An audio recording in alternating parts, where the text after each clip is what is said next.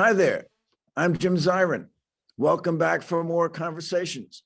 On January 15, 2022, Malik Akram, a 44-year-old British Pakistani, armed with a pistol and claiming to have explosives, took 4 hostages in the congregation Beth Israel Synagogue in Caliville, Texas, during a Sabbath service. The hostages included the congregation's rabbi, Charlie Citron Walker. Hostage negotiations ensued, during which Akram demanded the release of Afia Siddiqui, a Pakistani national and alleged al-Qaeda operative, incarcerated in nearby Fort Worth for attempted murder and other crimes. Akram released 1 hostage after 6 hours, and the remaining 3 hostages escaped 11 hours into the standoff. Tactical officers from the FBI hostage rescue team subsequently entered the synagogue and fatally shot Akram. With us is Salton Eisen, a social worker, psychotherapist, and author, who is a founding member and the first president of the Caliville Synagogue. Her parents were both Holocaust survivors. She has written a poignant book entitled Pillar of Salt, a moving account of how during a trip to Poland with her family, she discovered her parents' history of ghettos, concentration camps, and painful memories. I'm pleased to welcome Salton Eisen to the program. So before we get to the attack on the synagogue, let's just talk about you, Anna, and also about your book. I'm intrigued with titles. And Pillar of Salt, I think, refers to Lot's wife who looked back, even though she was told not to look back, and was turned into a pillar of salt. The angel said, don't look back at Sodom, where she came from. Now, your book is an account of how your family did look back at their Holocaust background. And I wondered if it's bad to look back, according to the good book, why did you decide to call the book Pillar of Salt, and why did you look back? Well, growing up, the Holocaust wasn't talked about in my home, which is quite common in the homes of Holocaust survivors. And, I had heard little bits and pieces. And then when I was about 8 or 9 years old, I came across 2 watercolor paintings that were really horrific. I was very shocked and upset. And they were signed by someone named L. Zaltzman and dated 1946. And I guess I had already picked up the subtle, notion not to talk about certain things. I'd heard the word war and survivor. So I put them back and kept the silence. But on my own, I started doing a lot of research. And eventually, after being a docent at a Holocaust museum and doing the Spielberg interviews, I confronted my father. And he was very willing to speak with me and even go to Poland. But there was a lot of concern about how it would affect him, how it might affect me. And a lot of people kind of voiced that it was better left behind to move forward. But I really felt that I needed to claim my identity, and I couldn't really grieve properly until I knew all the truth. So rather than being like some that found it too painful, I wanted to know everything, and I didn't want to live with any more secrets. And Now, that's why I chose it. The artist who created the watercolors was your father. That's correct. Was he an artist by profession? No, I mean, when he went into the camps, he was only 14. And I think that they discovered in the camps that he could draw. And oftentimes, in a few camps, some of the Nazis made him draw terrible, crude pictures, and it helped him stay alive. So when he painted those in the DP camps, in 1946. DP, the displaced persons camps. Yes, displaced persons camp. He was liberated by the Americans, but he was in the British zone. So he was in a displaced persons camp for 2 years. And so that's when he painted this. But he only had a 5th grade. The camp was located in Germany. The displaced camp was located in Germany. And he was in concentration camps, 10 of them in Poland, France, and Germany. And once he was liberated, he stayed in the displaced persons camp in Germany until he came to the United States. Okay, so what is the time frame we're talking about? So occupation of Poland is, 1939, in the camps from 1942, liberated May 2nd, 1945 by the 504th of the 82nd Airborne, and then in 1947 came to the United States. Now, in the 4-year period of his imprisonment, he was in 10 different concentration camps, isn't that right? That's correct. The watercolors that you saw were portrayals of the liquidation of a ghetto in Poland, which was, I guess, his home, the execution of a prisoner in a concentration camp. And he also did a number of sketches. Did you see the sketches at the same time?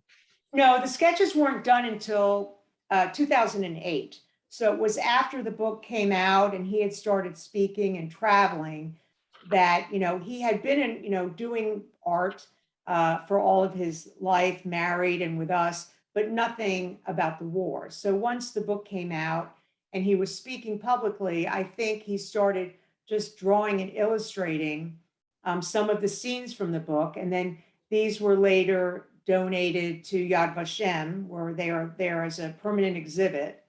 And that's just more ways that he used to express what he had been through. Yad Vashem is the Holocaust memorial in Israel. That's correct. And the watercolor paintings are now part of the collection at the U.S. Holocaust Memorial Museum in Washington, D.C. Were they created after the trip to Poland or before? After the trip to Poland, which was in 1998, and after his memoir, The 23rd Psalm, was published. And then that's when he started drawing various scenes, from, the ghetto, the camp, the liquidation. There's a series of 16 drawings in total. Now, tell us a little bit about his background. He came to the United States. He was uneducated, isn't that right? That's right. He came to the United States. He was sponsored by one relative that he had gotten out. And he came and he only had a 5th grade education. So initially he lived with them, and then he was in New York City. And then he was actually drafted as a permanent resident. So he served in the US Army. And then he was working in upstate New York, Rome, New York. He was at Griffiths Air Force Base. I was born there. And then he used the GI Bill and he went from 5th grade to college, where he got a bachelor's in physics, a master's in engineering, and then had a career at the Pentagon, where he was the director of communications for C3I, which is Communications, Command, Control, and Intelligence. And then after the Pentagon, after a long career, he did retire and then go work for TRW as also part of aerospace industry. Now, your mother, she's 100 years old, near you right now. Now, where did your parents meet? So my mother was also a survivor. She was born in Tomaszów-Lubelski. Her family escaped into the Russian zone. And when they refused citizenship, they were arrested and deported to Siberia. And so after liberation, she returned to Poland, to Chechen. And there she was recruited to join the Bricha, which means, escape. And she was helping collect children who had been hidden or left in convents, and also helping survivors cross the border from Italy, Czechoslovakia, Poland to get to Germany, where they were going on illegal ships to try and get to Israel. So she came to the United States on a visit. She was living in Israel, and that's when she met my father through mutual friends. And he was a young American soldier, but a survivor, and they fell in love and married. Okay, so they met, they fell in love, married, and they were in Rome when you were born. Yes, myself and I have 2 older brothers. And how long did the family live in Rome? They lived in Rome until 1965. I was 5 years old. And then we relocated to the Maryland suburbs when my father started his work in the Pentagon. From there, how did you find yourself in Texas? So I got engaged to a young cardiology fellow, and we came here to Texas for him to start his practice. And at this point, I still didn't know about the Holocaust. It still wasn't talked about. And then, but Dallas does have one of the first Holocaust museums, and actually the first boxcar that was brought from Europe. And so when I went there to visit, this is when I first got my Holocaust education, because everything was there, in the exhibit, Hitler's rise to power, everything that happened in Germany in 1933, the boycott, the burning of the books, the Nuremberg laws of 1935, the Evian conference of 38, the voyage of St. Louis. I still could be a docent. And then I started doing some of the Spielberg interviews of Holocaust survivors. And it was when I was doing one that I kind of had this realization that, it shouldn't be a stranger, but it should be me, asking my father and hearing from him firsthand what he had been through. And so I went to DC and confronted him. And I remember I took a legal pad and I said, all right, 10 camps. I hadn't known that. And of course, I couldn't spell any of them. And so just within a few minutes, he just said, give me the pen. I'll write it down for you. And what came of it was 600 pages. In your book, you write about some evidence that in Poland today, Poles have trivialized the Holocaust or exploited it, selling Holocaust memorabilia to tourists. In Krakow, I think you talk about a restaurant, which is kind of an ersatz Jewish restaurant serving non-kosher food and with the pretense of klezmer music. What was your takeaway from that?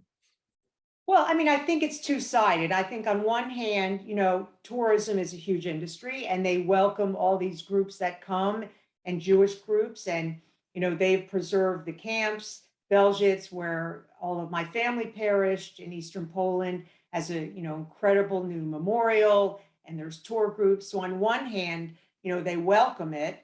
And of course, the tourism kind of fosters this trivialization and actually selling of things that are pre-war. But on the other hand, they also want to strongly emphasize that they were victims, not collaborators. And so there are a lot of new monuments to righteous Poles.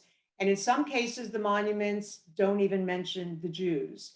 So I think that, they don't want to be seen at all as collaborators, but as victims. And so, it is a very complicated history to try and untangle through scholarly work and also when you're visiting there.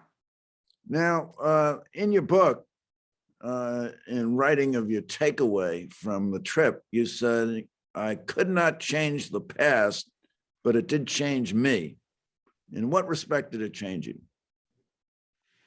Well, I think, it changed me that I felt that I could not just, have this be a vacation or a trip. And now that I've learned, I felt a new obligation to speak about it, to preserve the testimony, to continue the research, to keep my father's book alive.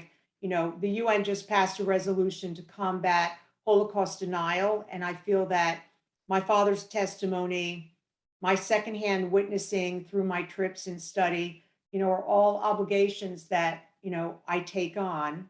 And also on a personal level, that it changed me, that I could not just, return to my life beforehand and just be, a parent and working. It really affected everything, even my volunteer work with the USO, my decision to go back and get my master's in mental health and work with other people who were struggling and suffering.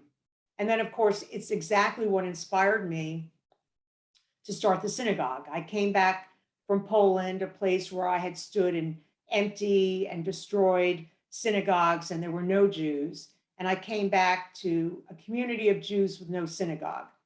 And I just felt that I needed to really do my part to create a vibrant community and, not just be silent and let the past go, because then it would end with me. Okay, so in what year did you found or help found the Caliville Synagogue? In the late 1990s, we formed a Havara, and then we became a synagogue, and then brought in, our rabbi. So he's been with us for 16 years. That's Rabbi Citron Walker. Yes, Rabbi Charlie Citron Walker. Now, you had this incident at the synagogue on January 15th. Were you present at the time? No, I wasn't there that morning. I was at home, and it was like an unusually cold day, 20 degrees, and the services, were also on Zoom and on live stream. And it was shortly after the gunman took control that I got a phone call and text from other congregants saying that there was a gunman in the building. So, I turned on the computer, and I was able to not see anyone, but see the empty pulpit, but listen for several hours while I stayed in touch with other congregants to the gunman's rantings, and, my rabbi just trying to remain calm and de-escalate the situation. Okay, so there were only 4 in the congregation present, physically present that day. That was because of COVID and perhaps because of the weather. And others are watching on Zoom. So were they watching this entire incident, or was the Zoom out when the attack started? No, when the attack started, it stayed on Facebook Live for approximately 2 hours. I saw the numbers go from just 20 or 30 to more than 8,000 people internationally, and people were posting comments. So at some point, I guess the FBI coordinated to turn off the Facebook live stream, but they kept the Zoom on, so that with at least one person, so that the FBI could continue to monitor. And it's from my understanding that the gunman was actually having one of the hostages read the comments. So he was well aware of that this was getting so much publicity. And, I did hear from one of the hostages that they, were leaving out some of the comments that were inflammatory and trying to just keep the situation calm. Now, what was the gunman saying all this time? It was very erratic. At times he was saying to SWAT, come on over here. I mean business. I have a bomb. I have a bullet. I don't expect to live. While it was on, he was on the phone with his family saying, I expect to die today. Don't cry for me. And then at other times he would say, I'm a nice guy and I wouldn't hurt anyone. And these are nice people here. So it was just very erratic. And then, but I guess as the day went on, from what I heard from my rabbi and from the others, was that he got more and more belligerent. He hung up on the negotiators, the hostage negotiators. And that's when, things got bad enough that the rabbi, made the decision that they were going to have to try and free themselves. Well, before that, Akram released one of the hostages, isn't that right?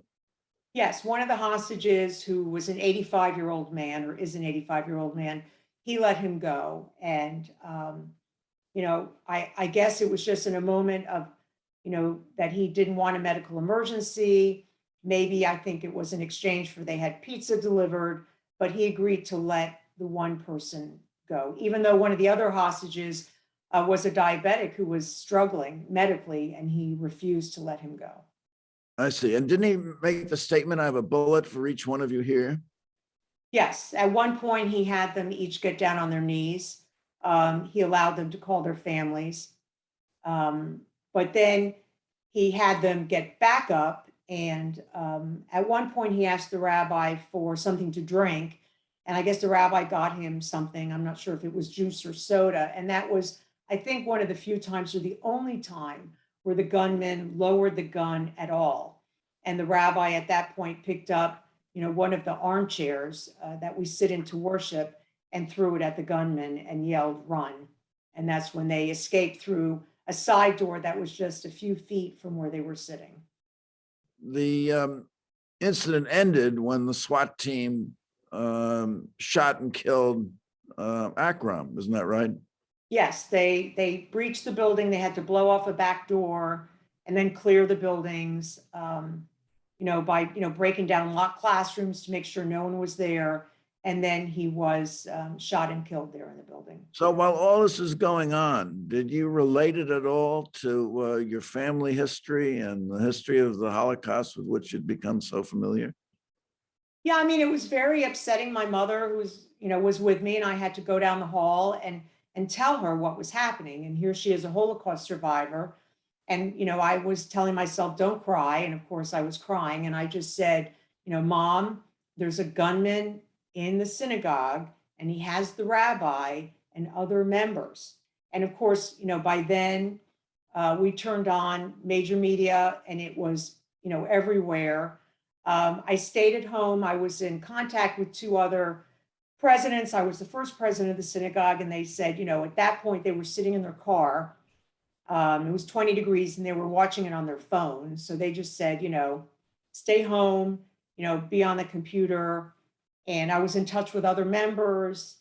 And I think at that point they moved into a local Catholic church, which became the headquarters for the family, and then other clergy. There was a big group of clergy of all faiths who came and were there, with the family. And also that's where the media were congregated. And then meanwhile, up the street at a elementary school was where the SWAT had set up the command center. And then the elite forces came from Quantico.